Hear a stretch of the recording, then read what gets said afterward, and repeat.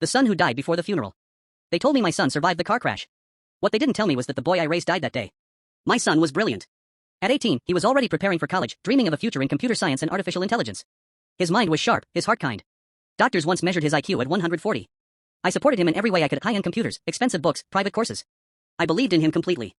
Then came the accident. The crash destroyed his frontal lobe. When he woke from the coma, he looked like my son, but he wasn't him anymore. The doctors explained it clinically: severe brain damage, loss of impulse control, emotional regulation gone. His IQ had dropped to somewhere between 55 and 60. What they couldn't explain was how to grieve someone who was still breathing. Physically, he was massive, 6'5", strong, unpredictable. Mentally, he was trapped in a broken mind with no brakes. The violence started in the hospital.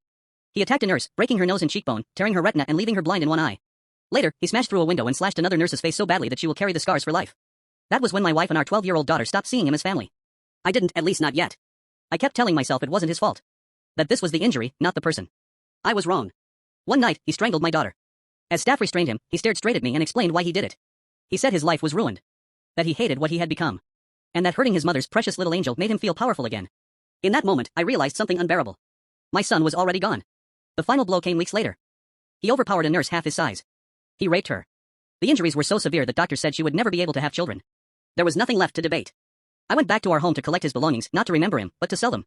The memories no longer belonged to the person he had become. People tell me he has a brain injury. He doesn't understand right from wrong. I understand the medical truth. But I also understand reality. A brain injury explains behavior. It does not undo the damage. It does not bring back the victims. And it does not make the world safe. The boy I loved died in that car crash. What remains is someone who cannot live among others without destroying lives. Now, my only role is to protect the living, to support justice, to stand with the victims, and to make sure this never happens again. Some losses don't end with funerals. Some begin when the heart finally accepts the truth. Subscribe for daily American stories.